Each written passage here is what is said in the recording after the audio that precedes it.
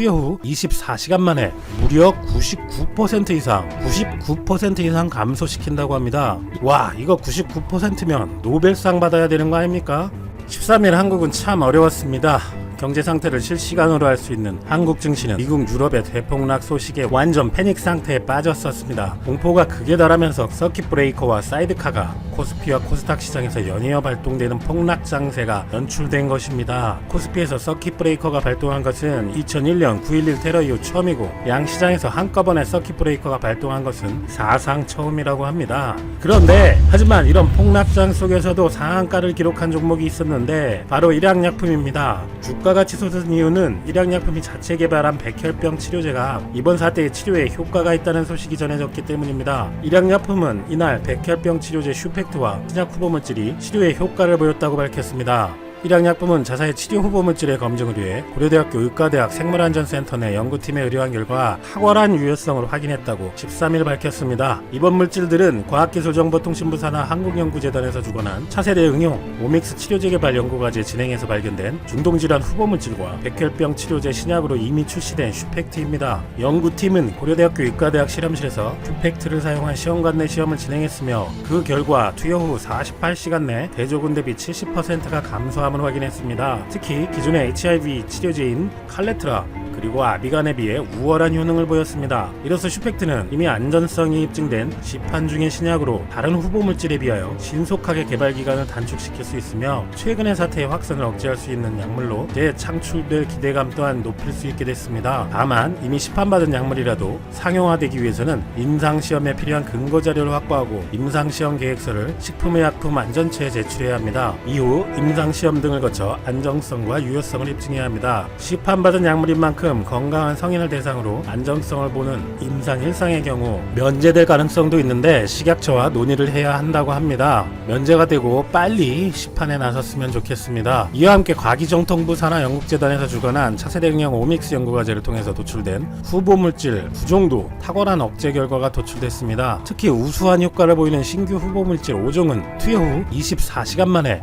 무려 99% 이상 감소시킨다고 합니다. 일양약품은 현재 판정자가 전 세계적으로 증가하고 있어 대유행이 선언되고 매년 겨울철에 찾아오는 계절성 질환까지 고려한다면 치료제 개발은 인류를 질병으로부터 보호할 가장 강력한 무기가 될 것이라고 말했습니다. 와, 이거 99%면 노벨상 받아야 되는 거 아닙니까? 세상에 이 난리통인데 이것만 있으면 이제 예방주사처럼 개발해서 맞기만 해도 되지 않을까요? 이번 사태로 며칠 전만 해도 세계에서 가장 큰 피해를 입은 나라로 인식되기도 했지만 역시 대한민국은 어떤 어려움이 닥쳐도 위기를 오히려 멋지게 극복할 수 있다고 우리는 생각하고 있었지 않습니까? 세계 최고로 많은 테스트, 가장 적은 인명피해, 이 모든 걸 가장 투명하게 공표하는 나라, 가장 빠른 판정 키트를 개발해서 수십 개 국가에서 수출 요청이 쇄도하고 노하우를 알려달라는 전세계 각국의 요청이 쇄도하고 있는 나라입니다. 13일 정부 당국과 소식통에 따르면 최근 미국, 프랑스를 비롯해 미주, 유럽, 동남아시아, 중동 등에서 10개 이상의 나라가 자문해달라는 요청을 보냈다고 합니다. 외교부를 통해 정식 요청을 보낸 나라도 있지만 동남아시아 국가연합, 즉 아세안 등 지역 공동체를 활용하거나 심지어 보건당국자가 우리나라 보건복지부 장관에게 직접 편지를 쓴 경우까지 있었다고 하니 이제 우리나라는 세계 최대 피해국에서 세계 최고의 모범국으로 인정받고 있는 모양새가 아닌가 생각됩니다. 우리는 알지 않습니까? 우리가 어떤 민족입니까? 아직 어려움이 있어도 오늘도 자부심을 가지고 화이팅 합시다. 오늘도 제 방송을 들어주셔서 진심으로 감사드립니다. 바쁘시겠지만 좋아요, 알람, 구독 한 번씩 꼭 부탁드립니다. 저에게 정말 큰 힘이 됩니다. 댓글도 한 번씩 꼭 부탁드려요. 자, 오늘의 주제, 삼성전자 또 세계 최초 울고 가는 일본 소니 그리고 MWC 전격 취소라는 주제로 여러분들과 한번 이야기를 나누어 보도록 하겠습니다. 삼성전자가 또 1억 800만 화소의 기존보다 카메라 감도를 최대 2배 이상 끌어올린 차세대 모바일 이미지 센서를 출시한다고 밝혔습니다. 자, 11일 미국 샌프란시스코 언팩 행사를 통해 선보인 이 갤럭시 S20, 이 갤럭시 S20 최상위 모델인 갤럭시 S20 울트라에 들어간 그 이미지 센서 때문인데요. 최첨단 노나셀 기술을 적용해 감도를 2배 이상 향상시킨 차세대 모바일 이미지 센서 아이소셀 브라이트 HM1을 12일 출시한 것입니다. 이전에도 제가 소개해 드린 적이 있지만 1억 화소의 벽을 넘은 회사는 현재 세계에서 삼성전자 뿐입니다. 정리해 보자면 현재 업계에서 유일하게 1억 화소대 이미지 센서 양산이 가능해요. 양산이 가능한 삼성전자가 기존 제품을 한 단계 업그레이드한 제품을 전격적으로 이렇게 내놓으면서 업계 1위인 소니의 고화소 기술력에서는 완전히 우위를 점했고 시장 점유율 추격에도 더욱 속도를 낼 수 있게 된 것이죠. 이렇게 되면 1년 전 삼성전자가 이 비메모리 분야 주력 제품으로서 시스템 반도체 육성 전략인 반도체 비전 2030도 더욱 탄력을 받을 것 같습니다. 우선 화소는 기존 제품과 동일합니다. 하지만 이번 신제품은 기존 제품인 아이소셀 브라이트 HMX와 화소수는 1억 800만 화소로 같지만 감도를 2배 이상 높여 훨씬 선명한 이미지 촬영이 가능하도록 설계되었는데요.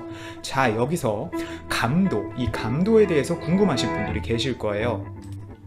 카메라를 사용하시는 분들이라면 어떤 느낌인지 쉽게 감을 잡으실 텐데, 자, 감도란 이 이미지 센서가 빛에 반응하는 정도를 뜻하는데 감도가 높으면 높을수록 어두운 곳에서도 밝은 사진을 촬영할 수 있습니다. 어두울 때 사진 찍어 보신 분들은 아시겠지만 초점이 제대로 안 잡히거나 흔들려서 흐리게 나오는 경우가 많죠. 이런 걸 기존보다 더 잘 잡아준다는 이야기입니다. 자, 1억 화소 하니까 이제 아무것도 아닌 거라고 보실 수 있겠지만 이를 일상생활이랑 비교를 해보자면 어마어마한 화소수인데요. 삼성전자의 이번 신제품은 0.8 마이크로미터 크기의 픽셀 1억 800만 개를 성인 엄지손가락 손톱보다 작은 1.33분의 1인치 크기의 사각형 안에 촘촘하게 배치해 구현한 제품이에요. 이 노나셀 기술을 적용했다고 하는데 이 신기술인 노나셀 기술을 통해 고감도 촬영이 가능한 건데, 노나셀의 이 노나라는 뜻은 그리스어로 숫자 9를 의미합니다. 9개의 인접 픽셀을 병합해서 하나의 큰 픽셀처럼 동작하게 하는 것으로 촬영 환경에 따라 어두울 때는 더욱 밝게, 밝을 때는 더욱 세밀하게 이미지를 구현할 수 있는 이미지 센서 기술이에요. 4개 픽셀을 병합하는 이 기존 테트라셀 기술과 비교해 보면 이 노나셀 기술은 빛을 2배 이상 많이 받아들일 수 있는 거죠. 사실 병합하는 픽셀 수가 많을수록 인접한 픽셀 간 색상 간섭이 심해지기 때문에 이론상으로는 여태 가능했지만 실제 제품에 구현하는 것은 매우 어려웠습니다. 하지만 삼성전자는 이 같은 기술적 한계를 돌파하기 위해 픽셀 간 분리막을 만드는 특허 기술인 아이소셀 플러스를 적용해 노나셀 기능에서 발생할 수 있는 이 인접 픽셀 간 간섭과 그리고 빛 손실, 산란 현상을 방지하는 데 성공한 것이죠. 진짜 기술의 삼성이란 이야기가 왜 나오는지 알겠습니다. 그리고 아이소셀 브라이트 HM1 이 칩은 최대 8K 해상도로 초당 24프레임 동영상 촬영이 가능합니다. 특히 강화된 이미지 줌을 이용한 이 프리뷰 기능도 굉장히 주목받고 있는데요. 피사체를 확대 촬영하기 위해 줌 기능을 활용할 경우 땡긴다는 얘기죠. 이미지의 화질이 저하돼 보이는 것이 일반적이지만 이 아이소셀 브라이트 HM1 칩이 탑재되면 1억 800만 화소 통해 피사체를 최대 3배까지 확대해도 화질 저하 없이 촬영하는 이미지를 볼 수 있는 특징이 있습니다.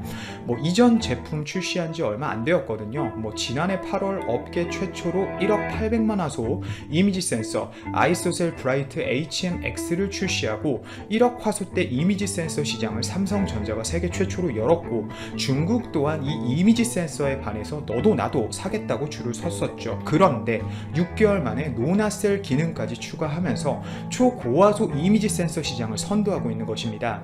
이 이미지 센서 시장은 삼성전자에게 있어서 굉장히 큰 미래 먹거리입니다. 특히 비메모리 시장에서의 메모리라고 불릴 정도로 이 이미지 센서 시장은 앞으로 성장률도 좋고 캐시카우로 여겨지고 있는데요. 전 세계 이미지 센서 시장은 2019년 172억 달러, 한화 약 20조 원에서 2023년에는 270억 달러, 약 32조 원으로 성장할 전망이고 최대 50조 수준까지 시장이 성장할 예정이기 때문에 절대 놓쳐서는 안 되는 상황입니다. 상황입니다.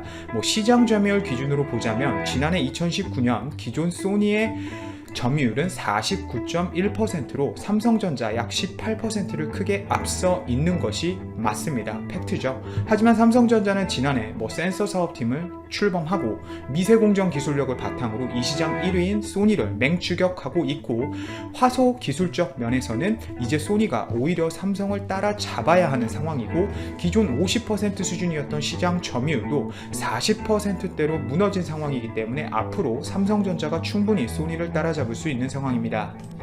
그리고 현재 삼성전자의 갤럭시 Z 플립에 대해서도 굉장히 반응이 뜨거운 상태입니다. 미국 CNN에서조차 극찬을 하고 나섰는데요. 이 CNN은 언팩 행사 당일인 11일에는 삼성전자가 플립폰 전쟁에서 새로운 무기를 꺼내 들었다, 그러면서 이 Z 플립 디스플레이에 사용된 초각형 유리 UTG죠. 제가 UTG의 중요성에 대해서도 몇 번 말씀드렸는데 CNN에서도 진짜 유리를 사용한다는 사실이 인상적이다.